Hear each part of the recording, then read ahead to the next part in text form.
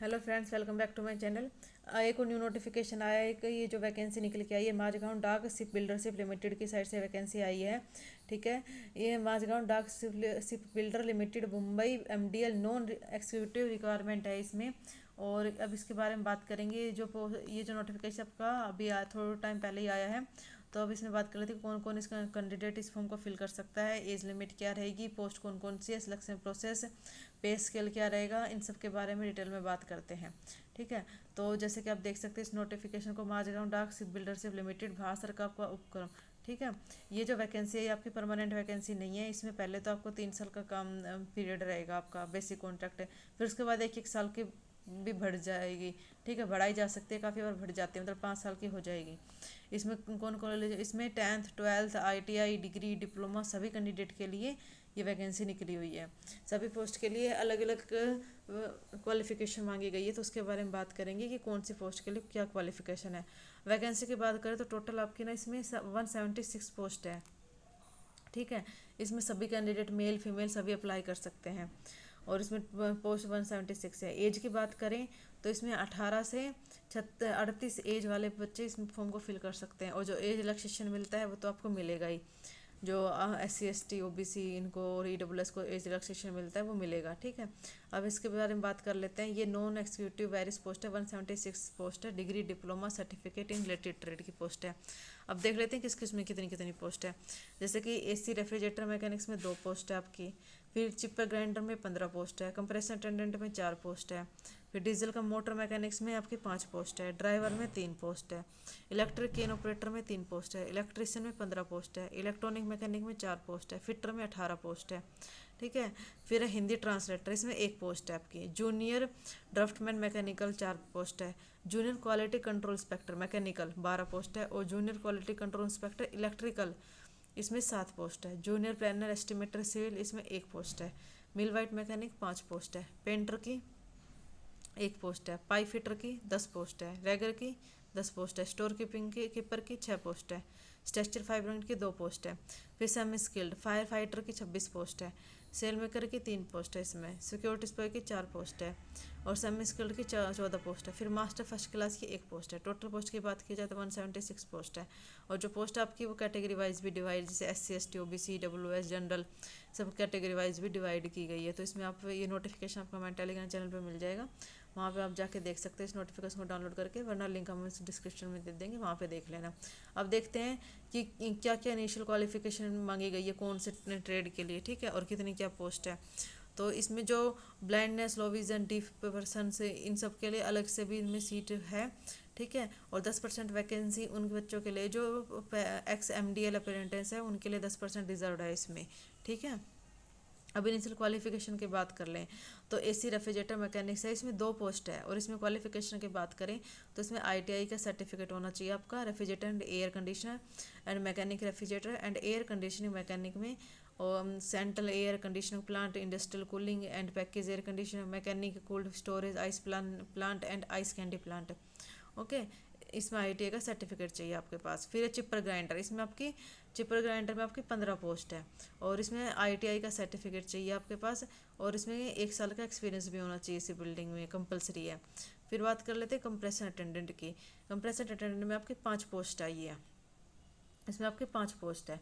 और इसमें भी ITI का सर्टिफिकेट चाहिए आपको इन मिलवाइट मैकेनिक्स और mechanical machine tools maintenance and has worked in MDL ship building industry. और 1 साल का एक्सपीरियंस होना चाहिए। डीजल कम ऑपरेटर में भी आपके पास ITI का सर्टिफिकेट होना चाहिए, इसमें कोई एक्सपीरियंस नहीं मांगा हुआ। फिर बात कर लेते हैं ड्राइवर की। इसमें 10th वाले बच्चे भी इस फॉर्म को फिल कर सकते हैं। और ITI का सर्टिफिकेट होना चाहिए driver cum fitter trade. And candidate should have valid light and heavy driving licence. Okay. आपके पास लाइसेंस भी होना चाहिए। और 10th और ITI वाले बच्चे इस फॉर्म को फिल कर सकते हैं। फिर बात करते हैं इलेक्ट्रिक केन ऑपरेटर की।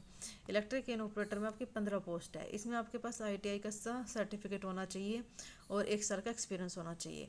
फिर बात करते हैं आपके इलेक्ट्रिशियन की। इलेक्ट्रिशियन में भी आपकी 15 पोस्ट है। इसमें भी आपके पास ITI का सर्टिफिकेट होना चाहिए इलेक्ट्रॉनिक मैकेनिक में किसी में भी। ठीक है। और 1 साल का एक्सपीरियंस होना चाहिए। फिर बात करते हैं हम इलेक्ट्रॉनिक मैकेनिक, इसमें भी ITI का सर्टिफिकेट चाहिए। फिर है फिटर। फिटर में आपकी 18 पोस्ट है। ठीक है। इसमें भी ITI का सर्टिफिकेट होना चाहिए आपके पास। ITI का certificate in trade off fitter marine और इंजीनियरिंग फिटर। ओके। और अगर ITI का सर्टिफिकेट है अदर ट्रेड से भी या MDL से तो आपके वैलिड है। और हिंदी ट्रांसलेटर की बात करें तो इसमें मास्टर डिग्री होनी चाहिए आपके पास, ग्रेजुएशन पोस्ट ग्रेजुएशन वाले इस फॉर्म को फिल कर सकते हैं। और कंप्यूटर की नॉलेज होनी चाहिए with Hindi and English, typing is compulsory. ठीक है, टाइपिंग भी आनी चाहिए आपको, ये कंपलसरी है इसमें। और अब बात करते हैं मैं ड्राफ्टमैन मैकेनिकल की, इसमें 4 वैकेंसी है आपकी, इसमें ITI का सर्टिफिकेट चाहिए। और फिर उसके बाद करते हैं QC इंस्पेक्टर की मैकेनिकल में, इसमें 12 पोस्ट है। इसमें अभी तक तो ITI का सर्टिफिकेट चाहिए था सब में, अब आगे डिप्लोमा डिग्री वालों के बारे। ठीक है, ये जो पोस्ट डिग्री और डिप्लोमा वालों के लिए ये है QC इंस्पेक्टर की। ठीक है, इसमें क्या है आपकी इंजीनियरिंग डिप्लोमा और डिग्री होनी चाहिए मैकेनिकल में, और तभी आप इस फॉर्म को फिल कर सकते हैं। ठीक है, और अब इलेक्ट्रिक वाले में है, इसमें भी आपके पास डिग्री और डिप्लोमा होना चाहिए, तब आप फॉर्म को फिल कर सकते हैं। फिर आती है मिल वाइट मैकेनिक्स, इसमें आपके पास ITI का सर्टिफिकेट चाहिए। ठीक है, डिग्री डिप्लोमा की पोस्ट यही थी जो प्लानर एस्टिमेटर सिविल और QC इंस्पेक्टर और मैकेनिकल इलेक्ट्रिकल, ये थी आपकी डिग्री डिप्लोमा की पोस्ट। अब आ गई ITI की, इसमें मिल वाइट मैकेनिक्स में आपके पास ITI का सर्टिफिकेट होना चाहिए, इसमें 5 पोस्ट आई है टोटल। ठीक है, फिर आते हैं भाई बारी पेंटर की। पेंटर में भी ITI का सर्टिफिकेट होना चाहिए, पेंटर मैरिन पेंटर, और 1 ईयर का सिर्फ बिल्डर एक्सपीरियंस होना कंपलसरी है। इसमें 10 पोस्ट आपके पास। फिर है पाइप फिल्टर की, इसमें भी ITI का सर्टिफिकेट होना चाहिए, इसमें भी 10 पोस्ट है आपकी। फिर रैगर में भी आपकी 10 पोस्ट है, इसमें भी ITI का सर्टिफिकेट होना चाहिए। Class 10th with NAC in fitter trade without ship building submarine experience will be selected as training rigger. फिर है स्टोर कीपर, इसमें स्टोर कीपर में इंजीनियरिंग डिप्लोमा और डिग्री वाले कैंडिडेट इस फॉर्म को फिल कर सकते हैं। कोई भी इंजीनियरिंग कंप्यूटर इलेक्ट्रॉनिक, ठीक है, वो इस मैकेनिकल वो इस फॉर्म को फिल कर सकते हैं स्टोर कीपिंग वाले को। इसमें 6 पोस्ट है। स्ट्रक्चर फैब्रिकेंट में ITI का सर्टिफिकेट होना चाहिए आपके पास और 1 साल का एक्सपीरियंस होना चाहिए। फायर फाइटर में 10th होनी चाहिए और SSC इक्विवेलेंट और डिप्लोमा सर्टिफिकेट होना चाहिए। Fire fighter minimum 6 month duration का। ठीक है, और इसमें लाइसेंस चाहिए, valid heavy duty vehicle licence चाहिए। ठीक है, अब फिर बात करते हैं सेल मेकर की, इसमें ITI NAC cutting, tailor cutting and sewing dress में मेकिंग, सिविंग टेक्नोलॉजी टेलर, ये ठीक है। इसमें 3 पोस्ट है। फिर है सिक्योरिटी का, इसमें भी आपके पास SSC वाले कैंडिडेट इस फॉर्म को फिल कर सकते हैं। पास होना चाहिए SSC और equivalent examination conducted by board government, और Indian army class first class से, और नेवी वाले भी इस फॉर्म को फिल कर सकते हैं जो एक्स सर्विसमैन है। ठीक है, वो इस फॉर्म को फिल कर सकते हैं, आर्मी नेवी इनके ये वाले हैं। ठीक है, और फिर बात करते हैं यूटिलिटी हैंड सेमी स्किल्ड, इसमें ITI का सर्टिफिकेट चाहिए आपको, 1 साल का एक्सपीरियंस चाहिए। जो मास्टर फर्स्ट क्लास है इसमें आपके पास सर्टिफिकेट होना चाहिए of the competitive first class master issued by the Maharashtra maritime board. Okay, और इसमें आपके पास 3 साल का एक्सपीरियंस मिनिमम होना चाहिए, तभी आप इस फॉर्म को फिल कर सकते हैं। अब आगे बात कर लेते हैं, तो इसमें जो इस सब बता दिए कि किसके लिए क्या क्वालिफिकेशन चाहिए, देख लेना। Mechanical electrical computer IT civil, इन सब के लिए पोस्ट के लिए अलग अलग पोस्ट के लिए अलग अलग एक्सपीरियंस चाहिए। ठीक है, और जिसके पास जितना एक्सपीरियंस होगा उसको उतने ही मार्क्स दिए जाएंगे। ठीक है, अगर आपके पास एक्सपीरियंस तो आपका सिलेक्शन आसानी से हो जाएगा इसमें, क्योंकि इसमें एक्सपीरियंस वाले बंदे को CBT बेस्ड एग्जाम तो होगा ही, पर एग्जाम के साथ एक्सपीरियंस के मार्क्स भी आपके काउंट किए जाएंगे इसमें। ठीक है, जैसे कि 1 से 2 साल का एक्सपीरियंस है तो 8 नंबर मिलेंगे, 2 से 3 का है तो 10 नंबर, 3 से 4 तो 12, 4 से 5 है तो 14, ऐसे एक्सपीरियंस के साथ ही नंबर बढ़ते जाएंगे। जैसे 17 साल का एक्सपीरियंस है तो उसको सीधे 40 नंबर तो वैसे ही मिल गए। ठीक है, जो एक्स सर्विस मैन है उनके लिए तो अच्छा फ़ायदा है ये, क्योंकि उनको आराम से जॉब मिल जाएगी। अब पेमेंट की बात कर लेते हैं। स्पेशल ग्रेड, स्किल्ड ग्रेड और सेमी ग्रेड, इस पे स्केल आपका 22,000 रहेगा इसमें, और स्किल्ड ग्रेड में 17,000 से स्टार्टिंग है, सेमी स्किल्ड में 13,000 से स्टार्टिंग है। और उसके अलावा ये तो बेसिक पे, उसके अलावा DA HRA CPF अलाउंस वगैरह ये सब आपको अलग से मिलेगी। एज की बात करें तो मिनिमम तो आपके 18 है और मैक्सिमम 38 साल तक आप इस फॉर्म को फिल कर सकते हैं। ठीक है, और इसमें मास्टर फर्स्ट क्लास में आपकी 48 ईयर्स वाले भी फॉर्म को फिल कर सकते हैं। और जो एज लिमिट है वो OBC वाले को 3 साल का, SC/ST को 5 साल का। ठीक है, ये ऐसे एज रिलैक्सेशन अलग से दिया जाएगा इसमें। और जो कॉन्ट्रैक्ट पीरियड है वो 3 साल का रहने वाला है, और उसके बाद आपका ये बढ़ भी सकता है कि 1 साल का ऐसे, ठीक है। ये कॉन्ट्रैक्ट बेस पे आपकी वैकेंसी निकली हुई है, परमानेंट वैकेंसी नहीं है इसमें। सिलेक्शन प्रोसेस की बात करें तो रिटर्न एग्जाम होगा आपका, ठीक है। और ये जो फॉर्म है आपको ऑनलाइन फिल करना है, ये जो स्टार्ट हो चुका है आप जाके इस फॉर्म को फिल कर सकते हैं। और फिर उसके बाद फाइनल मेरिट निकलेगी, उसके आधार पे आपका सिलेक्शन होगा। आपका ये एग्ज़ाम जो है CBT पे होगा शायद, ठीक है। Online written test, experience mark, online written test होगा आपका। और experience marks where applicable, the trade skill test will be qualify natural only, okay.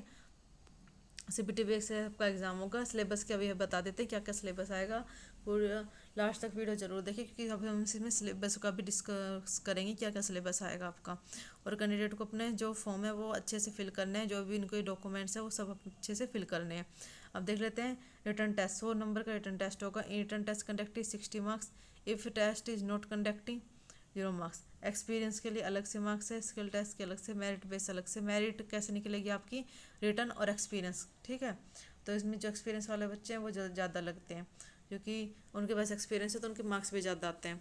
Verification होगा डॉक्यूमेंट का, तो ओरिजिनल डॉक्यूमेंट लेके जाना, उनका वेरिफिकेशन होगा। और जो आपका प्रिंट निकलेगा, आप फॉर्म फिल करने के लिए एप्लीकेशन फॉर्म प्रिंट आउट निकाल कर रखना है। ऑनलाइन फी पेमेंट होगी आपकी। और DOB प्रूफ होना चाहिए आपके पास। 10-12 की मार्कशीट होनी चाहिए, स्कूलिंग सर्टिफिकेट, बर्थ सर्टिफिकेट वगैरह, ठीक है। और आपके पास डिग्री डिप्लोमा जो भी आपके पास सर्टिफिकेट है वो सब अपलोड करना है। इसमें कास्ट सर्टिफिकेट जो है SC ST का, EWS का, OBC NCL का, वो भी अपलोड करना है इसमें, ठीक है। एक्सपीरियंस का जो सर्टिफिकेट आपको वो भी अपलोड करना है, ठीक है। और जो आपकी लेटेस्ट पे स्लिप है, क्योंकि एक्सपीरियंस लेटर है, अगर आप एक्सपीरियंस भर रहे हैं उसमें, तो पे स्लिप वगैरह भी आपको उसमें अपलोड करनी है, ठीक है। और ये कॉन्ट्रैक्ट बेस की वैकेंसी रहने वाली है, इस बात का ध्यान रखें, परमानेंट वैकेंसी नहीं है। पैन कार्ड, आधार कार्ड आपको डॉक्यूमेंट होने चाहिए। वेरिफिकेशन होगा पूरा प्रॉपर। अब इसमें सिलेबस भी देख लेते हैं और कुछ। अब इसके जो फॉर्म है वो स्टार्ट हो चुके हैं, उसमें आपको यूज़र नेम पासवर्ड वगैरह डाल के अपनी सारे डॉक्यूमेंट वगैरह करके सबमिट कर देना है। और फिर जो candidate are not required to send hard copy of application form, hard copy आपको सेंड करने की जरूरत नहीं, क्योंकि सिर्फ ऑनलाइन ही एप्लीकेशन फॉर्म फिल होगा। तो आप इसको ऑनलाइन फिल करके उसकी जो कॉपी है वो अपने पास रख लेना, क्योंकि उस बाद में काम आएगी, ठीक है। और आपकी जो पेमेंट की बात करें तो इसमें पेमेंट भी करनी है। जो EWS, जनरल, OBC इनके लिए पेमेंट है 354 रुपीज़, ठीक है। और SC ST के लिए कोई पेमेंट नहीं है इसमें, आप इस पेमेंट को पे करके। और ये जो एप्लीकेशन फॉर्म है स्टार्ट हो चुके हैं। लास्ट डेट उन्होंने बता दिया 1 अक्टूबर है। और last date of represent regarding eligibility 20 October. Date of announce of online examination 31 October को आपको बता दिया जाएगा आपके एग्ज़ाम का। अब देख लेते हैं सिलेबस क्या क्या है। और ये बता दी गई कौन से ग्रुप की वैकेंसी है। मोस्टली ये ग्रुप A की वैकेंसी है, ड्राइवर की ग्रुप G की वैकेंसी है, इंटर ट्रांसलेटर की H की वैकेंसी है, और मास्टर फर्स्ट क्लास की ग्रुप C की वैकेंसी है। अब इसमें सिलेबस देख लेते हैं क्या क्या सिलेबस आएगा आपका, ठीक है। अब सिलेबस की बात करें तो जनरल नॉलेज आएगी आपकी, common of all trade group, ये सभी के लिए सेम रहेगा आपका, ठीक है। जनरल नॉलेज आएगी आपकी। फिर उसके बाद है क्वालिटेटिव एप्टीट्यूड, इसमें जो है आपके 20 नंबर के क्वेश्चन आएंगे, ठीक है, 20 मार्क्स के। जनरल नॉलेज भी 20 मार्क्स के 20 क्वेश्चन आएंगे, ये भी सबके लिए सेम रहेगी। जैसे general mathematics, percentage, area, perimeter, ratio, proportion, simple, trigonometry, measurement, ये सब कुछ आएगा आपका।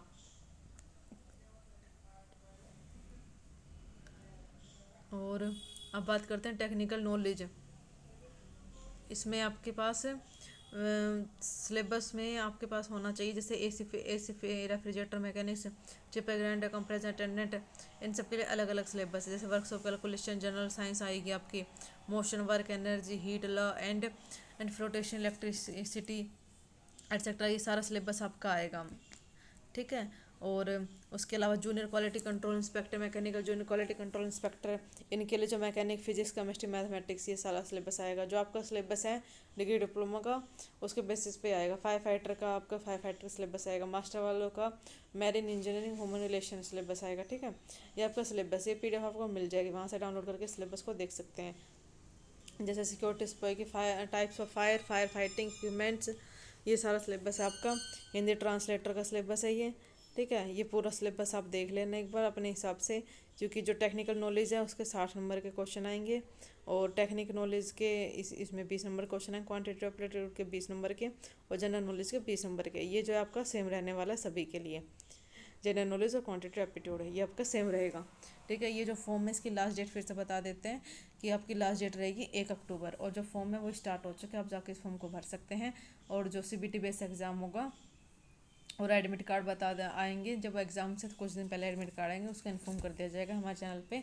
हमारे चैनल पे आपको सभी वैकेंसी के बारे में बताया जाता है, तो हमारे चैनल को सब्सक्राइब करके रखें ताकि आपको कोई भी नोटिफिकेशन मिस ना कर पाए। ठीक है, वीडियो अच्छी लगी तो लाइक शेयर सब्सक्राइब करना ना भूलें।